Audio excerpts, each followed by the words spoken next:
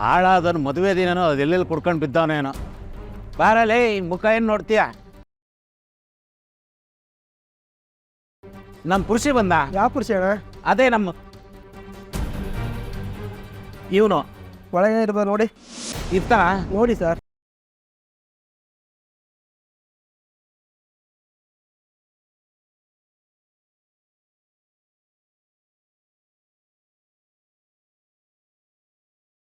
ಇವನು ಎಲ್ಲ ಹೇಳ್ತಾನೆ. ಬಾತ್ರೂಮಲ್ಲಿ ಏನಾದರೂ ಕುಡಿದು ಬಿದ್ದವನ?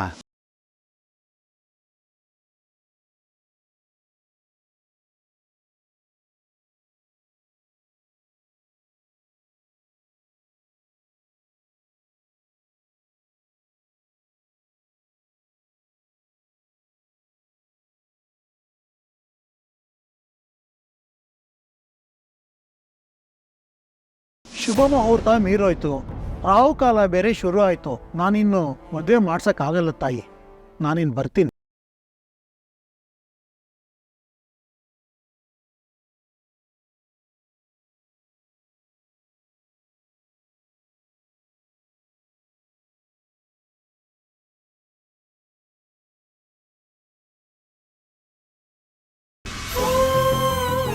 ಅಂತೂ ಆ ದೇವ್ರು ಕಣ್ಬಿಟ್ಬಿಟ್ಟ.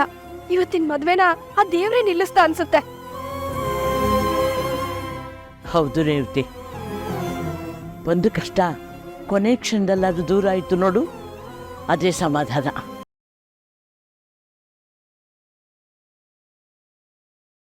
ಇನ್ನು ಯಾಕೆ ಹೇಗೆ ಕೂತಿದ್ಯಾ? ಮೇಲೆ ಮದ್ವೆ ಇನ್ನೂ ನಿಂತಿಲ್ಲ ಅಮ್ಮ. ಅವನನ್ನ ಹುಡ್ಕೊಂಡು ಬರೋದಕ್ಕೆ ಮಹೇಶ್ ಸರ್ ಹೋಗಿದಾರಲ್ಲ.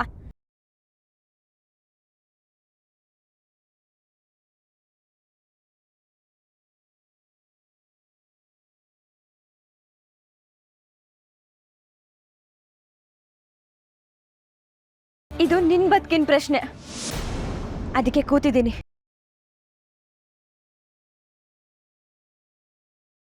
ಇದನ್ನ ನಾನು ಫೇಸ್ ಮಾಡ್ತೀನಿ ಬಿಡು. ಹಠ ಮಾಡಬೇಡ ಆರಾಧನಾ. ಆ ದೇವರು ನಿನ್ನ ಕನಸನ್ನ ನನಸು ಮಾಡ್ಕೊಳ್ಳೋಕ್ಕೆ ಅಂತ ಇನ್ನೊಂದು ಅವಕಾಶ ಕೊಟ್ಟಿದ್ದಾನೆ. ಹೌದು ಕಣಮ್ಮ, ಆ ಕುಡ್ಕನ ಮದುವೆ ಆಗಿದ್ರೆ ನಿನ್ನ ಜೀವನ ಸರ್ವನಾಶ ಆಗೋಗಿರೋದು. ಹೇಗೋ ಅವನೇ ಓಡೋದ್ನಲ್ಲ, ನೀನು ಬೇಜಾರು ಮಾಡ್ಕೋಬೇಡ, ಮನೆಗೆ ಹೋಗು. ನನ್ನ ಮಾತು ಕೇಳೇ ಆರಾಧನಾ. ಅವನ್ನ ಮದುವೆ ಆಗಿದ್ದರೆ ನಿನ್ನ ಜೀವನದಲ್ಲಿ ಬರೀ ಕಷ್ಟಗಳೇ ತುಂಬ ಹೋಗಿರೋದು. ಈಗ ಆಗಿರೋದೆಲ್ಲ ಒಳ್ಳೇದಕ್ಕೇನೆ. ಈ ಕಷ್ಟಗಳು ಶುರುವಾಗಿ ತುಂಬಾ ವರ್ಷಗಳೇ ಆಗೋಯ್ತು ಅಜ್ಜಿ. ಅಪ್ಪ ಇದ್ದಿದ್ರೆ ನನ್ನ ಜೀವನ ಹೀಗಾಗೋಗಿ ಬಿಡ್ತಿರ್ಲಿಲ್ಲ. ಅಮ್ಮ ಹೀಗೆ ನರಳ್ತಾನೂ ಇರಲಿಲ್ಲ. ಅಪ್ಪನೇ ಇಲ್ಲ ಅಂದಮೇಲೆ ನಮ್ಮ ಜೀವನ ಸರಿ ಮಾಡೋದಕ್ಕೆ ಯಾರಿಂದನೂ ಸಾಧ್ಯ ಇಲ್ಲ.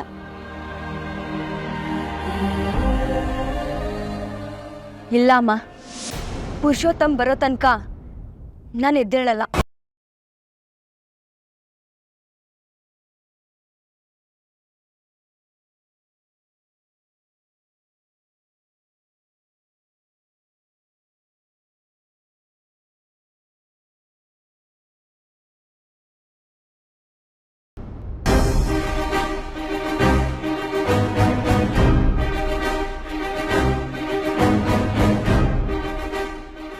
ಎದ್ದೇಳಿ ಆರಾಧನಾ, ಇನ್ನು ನಿಮ್ಮ ಜೀವನ ಸರಿ ಹೋಗುತ್ತೆ, ಅದಕ್ಕೆ ನಾನು ಗ್ಯಾರಂಟಿ. ಇನ್ನು ಪುರುಷೋತ್ತಮ್ ನಿಮ್ಗೆ ತೊಂದರೆ ಕೊಡಲ್ಲ. ಎದ್ದೇಳಿ.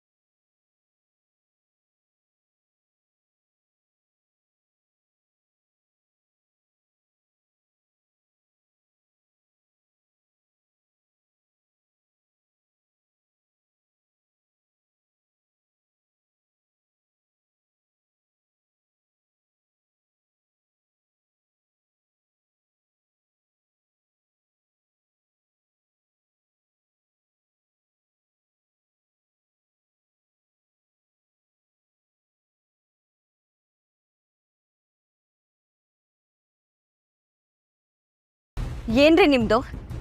ಏನ್ ಮಾಡಕ್ ಹೊಟ್ಟಿದ್ದೀರಾ? ನಾನೇನ್ ಮಾಡಿದೆ? ಈ ಮದುವೆ ನಡೆಯಲ್ಲ ಎದ್ದೇಳಿ ಅಂತ ಕೈ ಕೊಟ್ಟು ಎಬ್ಬಿಸ್ದೆ, ತಪ್ಪಾ? ಈ ಮದ್ವೆ ನಡಿಬೇಕು ಅಂತ ಎಲ್ರಿಗಿಂತ ಜಾಸ್ತಿ ಓಡಾಡ್ತಿದ್ದವ್ರೆ ನೀವಲ್ವಾ?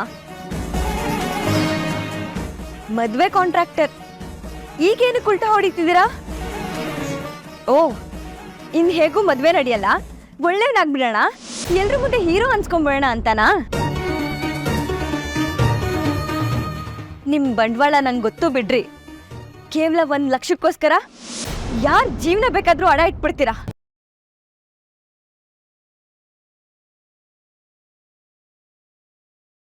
ದುಡ್ಡುಗೋಸ್ಕರ ತಾನೆ ನೀವ್ ಈ ಮದ್ವೆ ಕಾಂಟ್ರಾಕ್ಟ್ ಒಪ್ಕೊಂಡಿದ್ದು. ನೋಡಿ, ನೀವು ನನ್ನ ಬಗ್ಗೆ ತಪ್ಪು ತಿಳ್ಕೊತಾ ಇದ್ದೀರಾ. ನಿಮ್ ಬಗ್ಗೆ ಸರಿಯಾಗಿ ತಿಳ್ಕೊಳಕಾದ್ರೂ ಏನ್ರಿ ಇದೆ? ಅವಾಗೆಲ್ಲ ಮದ್ವೆ ಬೇಡ ಅಂತ ಅಷ್ಟೊಂದು ಬಡ್ಕೊಂಡೆ, ಅವಾಗ ಕಲ್ಕೊಂಡೆ ತರ ಆಯ್ತು. ಇವಾಗ ನಾನೇ ಮದ್ವೆಗೆ ಒಪ್ಕೊಂಡು ಕೂತಿರುವಾಗ ಏನ್ರಿ ನಿಮ್ ಹೊಸ ನಾಟಕ? ಅಷ್ಟಕ್ಕೂ ನೀವ್ ಈ ಮದ್ವೆ ಕಾಂಟ್ರಾಕ್ಟರ್ ತಾನೆ, ಮದ್ವೆ ಗಂಟೆಲ್ರಿ, ಕರ್ಕೊಂಬನ್ನಿ ಅವ್ರನ್ನ. ನಾನು ಈ ಮದ್ವೆ ಆಗ್ಲೇಬೇಕು. ಜವಾಬ್ದಾರಿ ಬೇಡ ನಿಮ್ಗೆ? ಆರಾಧ್ನವ್ರೆ, ನನಗೆ ಗೊತ್ತು ನೀವು ಕೋಪದಲ್ಲಿದ್ದೀರಾ. ಈಗ ಒಂದು ಮಾತಾಡಿದ್ರೆ ಅದು ಇನ್ನೊಂದಾಗತ್ತೆ. ನಾವು ಆಮೇಲೆ ಮಾತಾಡೋಣ. ಈಗ ಮೊದಲು ನಡೀರಿ, ಮಂಟಪದಿಂದ ಹೊರಗಡೆ ನಡೀರಿ, ಬನ್ನಿ. ನನ್ ಮದ್ವೆ ನಿಂತ್ರೆ ನಿಮಗ್ ದುಡ್ಡು ಸಿಗಲ್ಲ ರಾಜ್. ನಾನು ಇಲ್ಲೇ ಇರ್ತೀನಿ. ಮೊದ್ಲು ನಿಮಗ್ ದುಡ್ಡು ಸಿಗ್ಲಿ, ಆಮೇಲೆ ನನ್ನ ಲೈಫ್ ಬಗ್ಗೆ ಯೋಚನೆ ಮಾಡೋಣ.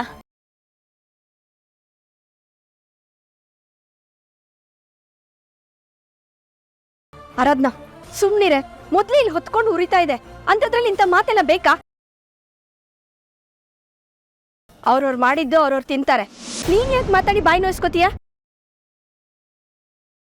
ಅದೇನೋ ಅಂತಾರಲ್ಲ, ಮಾಡ್ದವ್ರ ಪಾಪ ಆಡ್ದವ್ರ ಬಾಯಲೆ ಅಂತ. ಹಾಗೆಲ್ಲ ಏನೂ ಆಗೋದ್ ಬೇಡ, ನೀನ್ ಸುಮ್ನಿರು. ಪರವಾಗಿಲ್ಲ, ಅವ್ರು ಮಾತಾಡ್ಲಿ ಬಿಡಿ. ಏನಪ್ಪ, ನಿಜವಾಗ್ಲೂ ನಿನಗೆ ಈ ತರ ನಾಟಕ ಮಾಡಕ್ಕೆ ನಿನಗೆ ಮನ್ಸಾದ್ರೂ ಹೇಗ್ ಬರುತ್ತೆ? ಮನುಷ್ಯತ್ವನೇ ಇಲ್ದೇ ಇರೋ ನಿನಗೆ ನಾನು ಅನ್ನ ಹಾಕದ್ನಲ್ಲೋ.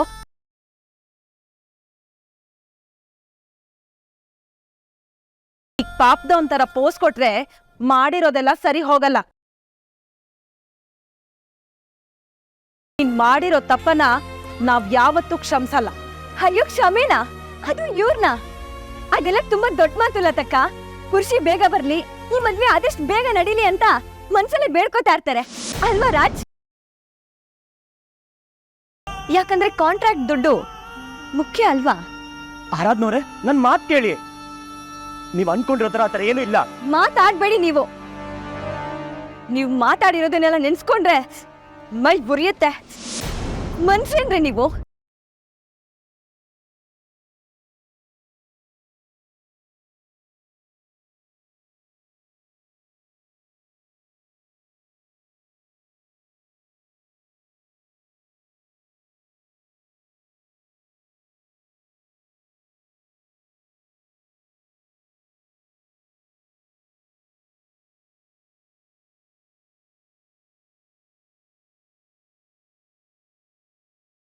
ರಾಜ್ ಬ್ರೋ, ನಿಂತ್ಕೊಳ್ಳಿ ಬ್ರೋ. ರಾಜ್,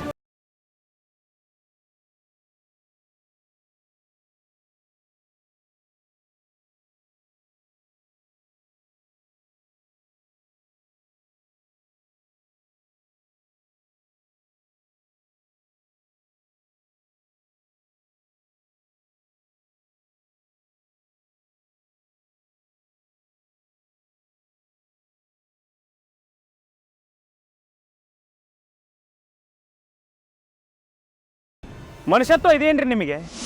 ಸ್ವಲ್ಪ ಆದ್ರೂ ಕೃತಜ್ಞತೆ ಬೇಡವಾ? ಹಲೋ, ನಿಮ್ದೇನ್ರಿ?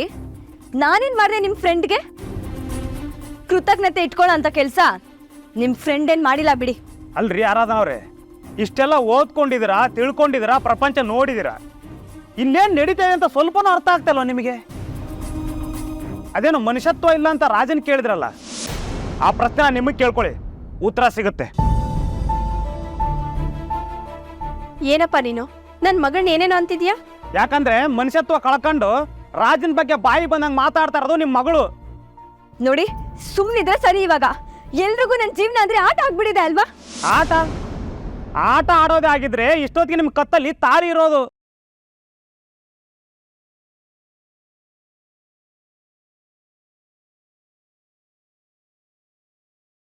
ನಿಮ್ ಮದುವೆನ ಅದಾಗಲೇ ನಿಂತೋಯ್ತು ಅಂತ ಅನ್ಕೊಂಡ್ರ? ಖಂಡಿತ ಇಲ್ಲ.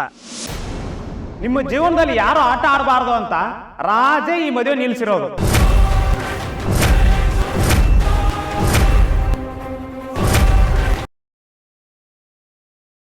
ಅಂತ ರಾಜ್ಗೆ ಅವಮಾನ ಮಾಡಿ ಕಳಿಸ್ಬಿಟ್ರಲ್ಲ.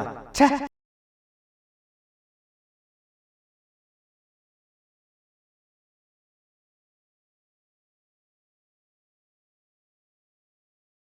ಒಂದು ಮಾತು ತಿಳಿಸ್ಬಿಡು ಅವ್ರಿಗೆ.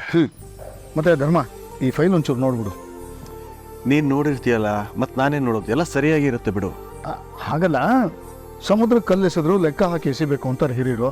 ನೀವು ಒಂದು ಸರ್ತಿ ನೋಡ್ಬಿಟ್ರೆ ನಂಗೊಂದು ನೆಮ್ಮದಿ ಕಣಪ್ಪ. ಆಗಲ್ಲ ಅಂದರೆ ಎಲ್ಲಿ ಬಿಡ್ತೀಯಪ್ಪ? ನೀವಿಬ್ರು ಕೆಲಸ ಮಾಡ್ಕೊಂಡು ಕೂತ್ರೆ ಪ್ರಪಂಚನೇ ಮರ್ತೋಗ್ತೀರಲ್ವಾ? ಮೊದಲು ಕಾಫಿ ಕುಡೀರಿ, ತಣ್ಣಗಾಗ್ಬಿಡುತ್ತೆ.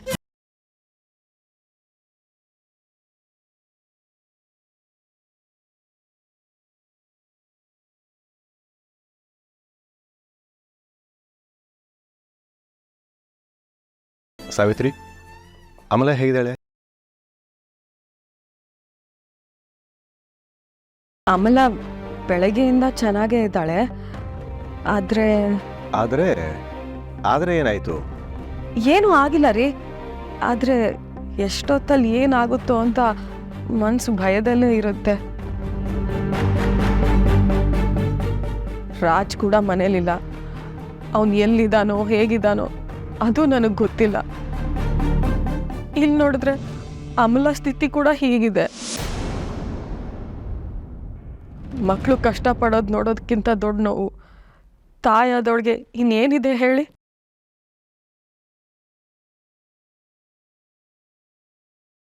ನಿಜ ಸಾವಿತ್ರಿ, ಅಮಲಾ ಮತ್ತೆ ಮೊದಲಿನ ಥರನೇ ಆದರೆ ಎಲ್ರಿಗೂ ಸಮಾಧಾನ. ರೀ, ನೀವು ಮನ್ಸು ಮಾಡಿದ್ರೆ ಎಲ್ಲ ಸರಿ ಹೋಗುತ್ತೆ. ಅಲ್ಲ ಸಾವಿತ್ರಿ, ಎಲ್ಲ ನಾನೇ ಬೇಕು ಅಂತ ಮಾಡ್ಕೊಂಡಿದ್ದೀನಿ ಅನ್ನೋ ಥರ ಮಾತಾಡ್ತಿದ್ಯಲ್ಲ ನೀನು. ಧರ್ಮ, ರಿಲ್ಯಾಕ್ಸ್. ಮಕ್ಕಳ ಪರಿಸ್ಥಿತಿ ನೋಡಿ ಹಾಗೆ ಮಾತಾಡ್ತಿದ್ದಾರೆ ಅಷ್ಟೇ. ಹಾಗಲ್ಲ ಮೂರ್ತಿ, ಎಲ್ಲ ತಂದು ನನ್ನ ತಲೆ ಮೇಲೆನೆ ಗೂಬೆ ಕುಡ್ಸಿರಿ ಹೇಗೆ? ಎಲ್ಲ ಸರಿ ಹೋಗ್ಬೇಕಂತ ತಾನೇ ನಾನು ಶ್ರಮ ಪಡ್ತಾ ಇರೋದು. ಹೆಣ್ಮಕ್ಳು ಮಾತಾಡ್ಕೊಳ್ತಾರೆ, ನಾವೇನು ಎದೆಯಲ್ಲಿ ಬೆಂಕಿ ಸುಡ್ತಾ ಇದ್ರು ಏನೂ ಆಗೇ ಇಲ್ಲ ಅನ್ನೋ ಥರ ಇರ್ತೀವಿ. ಅದಕ್ಕೆ ಇವರೆಲ್ಲ ನಮಗೆ ನೋವೇ ಇಲ್ಲ ಅಂತ ಅಂದ್ಕೊಂಡ್ಬಿಟ್ಟಿರ್ತಾರೆ. ಆಯಿತು ಸರಿ, ಈಗ ನೀನು ಅದಕ್ಕೆ ಅಪ್ಸೆಟ್ ಆಗಬೇಡ. ಮೂರ್ತಿ, ನನಗಂತೂ ಈ ಜಂಜಾಟ ಸಾಕಾಗ್ಬಿಟ್ಟಿದೆ. ಎಲ್ಲ ಸರಿ ಇದ್ದಿದ್ರೆ ಎಲ್ಲ ಜವಾಬ್ದಾರಿನೂ ಸುಶಾಂತ್ ವಹಿಸಿ ನಾನು ರಿಲ್ಯಾಕ್ಸ್ ಆಗ್ಬಿಡ್ತಿದ್ದೆ. ನಾನಿದ್ದೀನಲ್ಲಪ್ಪ.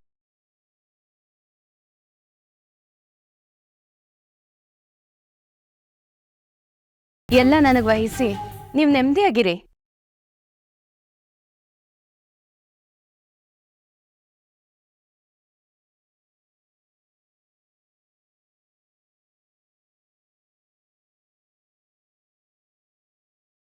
ನೋಡಿ, ರಾಜ್ ನಿಮ್ಮ ಫ್ರೆಂಡ್ ಅಂತ ಅವ್ರ ಪರ ವಹಿಸ್ಕೊಂಡು ಮಾತಾಡಕ್ ಬರಬೇಡಿ.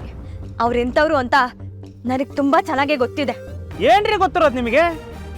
ಮಹೇಶ್ವರ ಅಷ್ಟೆಲ್ಲ ಮಾಡ್ತಿದ್ರು, ಸುತ್ತಮುತ್ತ ಒಂದು ಚಿಕ್ಕ ಹೋಪ್ ಇತ್ತಲ್ಲ, ಅದೆಲ್ಲ ಅದಾಗದೇ ಸೃಷ್ಟಿ ಆಯ್ತು ಅಂತ ಅನ್ಕೊಂಡ್ರ? ಎಲ್ಲಾನು ರಾಜೇ ಮಾಡಿದ್ದು. ಸ್ವಲ್ಪ ಕಣ್ಬಿಟ್ಟು ನೋಡ್ರಿ.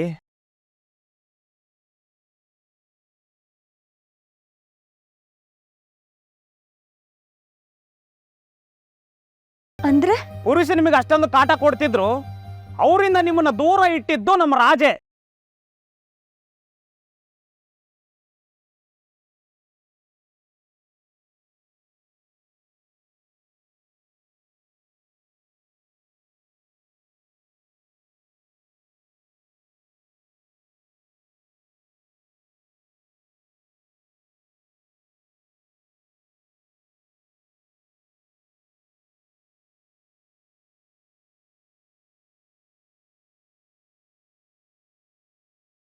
ಓ ಅಮಲ, ಬಾ ಮಗಳೇ ಬಾ. ಸಾವಿತ್ರಿ, ಹೋಗು ಅವಳಿಗೂ ಸ್ವಲ್ಪ ಕಾಫಿ ತೊಗೊಂಡು ಬಾ. ಅಮ್ಮ, ಅಪ್ಪ, ನೀವು ಟಾಪಿಕ್ ಚೇಂಜ್ ಮಾಡ್ತಿದ್ದೀರಾ. ನಾನು ಹೇಳಿದ್ರ ಬಗ್ಗೆ ನೀವೇನು ಹೇಳಲೇ ಇಲ್ಲ. ಯಾವುದ್ರ ಬಗ್ಗೆ ಮಗಳೇ? ನಾನು ನಿಮ್ಮ ಜೊತೆ ಆಫೀಸಿಗೆ ಬಂದು ನಿಮ್ಗೆ ಹೆಲ್ಪ್ ಮಾಡ್ತೀನಿ ಅಂದೆಲ್ಲ. ಯಾಕೆ, ನಿಮ್ಗೆ ಇಷ್ಟ ಅಲ್ವಾ?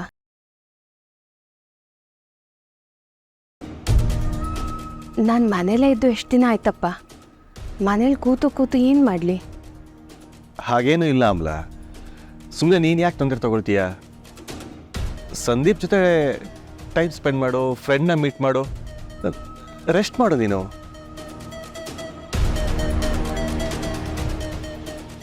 ನಿನ್ನ ಮೈಂಡ್ ಕೂಡ ಸ್ವಲ್ಪ ಫ್ರೆಶ್ ಆಗಲಿ, ಆಮೇಲೆ ಆಫೀಸ್ ವರ್ಕ್ ಎಲ್ಲ ಇದ್ದದ್ದೇ ಅಲ್ವಾ?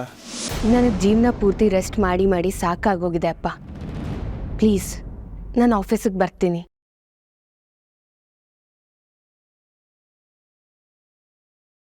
ಪದೇ ಪದೇ ನಿಮ್ಮ ಸ್ವಾಭಿಮಾನನ ಕೆಣಕಿ ನೀವೇ ಇದರಿಂದ ಹಿಂದೆ ಸರಿಯಾಗಿ ಮಾಡಬೇಕು ಅಂತ ಅನ್ಕೊಂಡ. ಅದು ನಿಮಗೆ ಅರ್ಥ ಆಗಲಿಲ್ಲ. ಬದಲಾಗಿ ಅವನ ಬಗ್ಗೆನೇ ತಪ್ಪರ್ಥ ಮಾಡ್ಕೊಂಡ್ರಿ. ಇದು ಸರಿನಾ? ಚಾಂದಿನಿ ಮೇಡಮ್ ಅವ್ರಾಗ ಅವ್ರು ಇಲ್ಲಿ ಬಂದ್ರು ಅಂತ ಅನ್ಕೊಂಡ್ರ? ಅವ್ರ ಹತ್ರ ಹೋಗಿ ನಿಮ್ಮ ಬಗ್ಗೆ ಹೇಳಿ ಅವರನ್ನ ಇಲ್ಲಿ ಬರುವಾಗ ಮಾಡಿದ್ದೆ ನಮ್ಮ ರಾಜ್.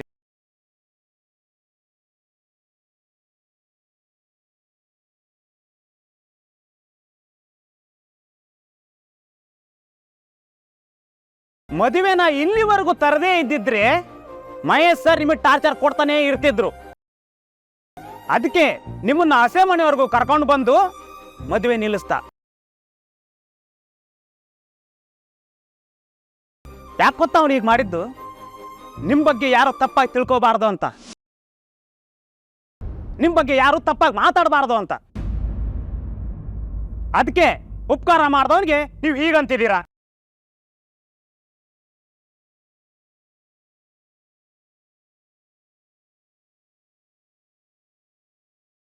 ನಿಮ್ಮ ಮದುವೆ ರಿಜಿಸ್ಟ್ರೇಷನ್ ಕಂಡ್ರಿ, ಒಂದು ಸೈನ್ ಹಾಕಿದ್ರೆ ಆಮೇಲೆ ಎಲ್ಲ ಒಳ್ಳೇದಾಗತ್ತೆ. ನಿಮ್ಮನ್ನ ಇಲ್ಲಿಂದ ಎಸ್ಕೇಪ್ ಮಾಡಿಸ್ಬೋದಾಗಿತ್ತು, ಆದರೆ ಮದುವೆ ಮನೆಯಿಂದ ನಿಮ್ಮನ್ನ ಎಸ್ಕೇಪ್ ಮಾಡಿಸಿದ್ರೆ ನಿಮಗೆ ತೊಂದರೆ ಆಗುತ್ತೆ ಅಂತ ಪುರುಷನ ಮದುವೆ ಮನೆಯಿಂದ ಇಲ್ದಂಗೆ ಮಾಡ್ದ. ಅದಕ್ಕೆ ಮದುವೆ ಗಂಡಿಂದ ಮದುವೆ ನಿಂತೋಯ್ತು ಅಂತ ಆಯ್ತು.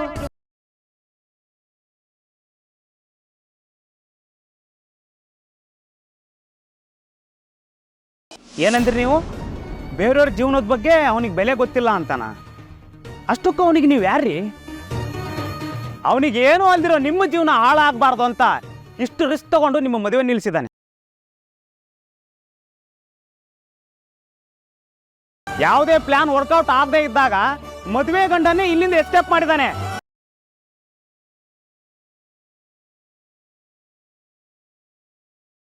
ನಿಮ್ಮ ಬಗ್ಗೆ ತುಂಬಾ ರೆಸ್ಪೆಕ್ಟ್ ಇಟ್ಕೊಂಡಿದ್ದಾನೆ, ಇಲ್ಲಿಟ್ಟಿದ್ದಾನೆ.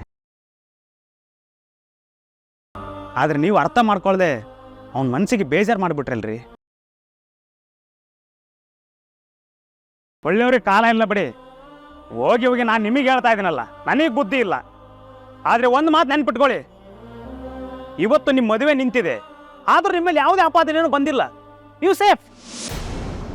ಇದಕ್ಕೆ ಕಾರಣ ನಮ್ಮ ರಾಜ್ ಮಾತ್ರ.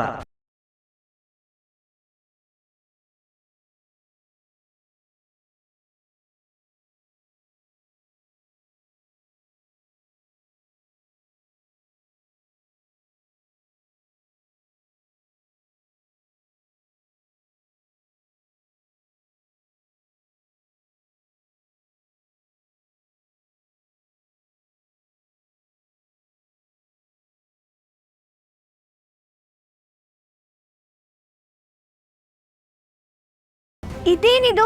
ಎಲ್ಲರೂ ಇಷ್ಟು ಸೈಲೆಂಟ್ ಆಗಿ ನಿಂತಿದ್ದೀರಾ? ಪುರೋಹಿತರು ಕಾಣಿಸ್ತಾ ಇಲ್ಲ, ಅಪ್ಪ ಅತ್ತೆ ಪುರುಷಿ ಮಾಮ ಯಾರು ಕಾಣಿಸ್ತಾ ಇಲ್ಲ. ಎಲ್ಲೋದ್ರು? ಅಮ್ಮ ಏನಾಯ್ತು ಅಂತ ಹೇಳು. ಅಪ್ಪ ಎಲ್ಲಿ? ಊರ್ಗೂರೇ ಕೊಳ್ಳೆ ಹೊಡ್ಕೊಂಡು ಹೋದ್ಮೇಲೆ ಇವಾಗ ಬಂದು ಏನಾಯ್ತು ಅಂತ ಕೇಳ್ತಾ ಇದೆಯಲ್ಲ. ಮದುವೆ ನಿಂತೋಯ್ತು.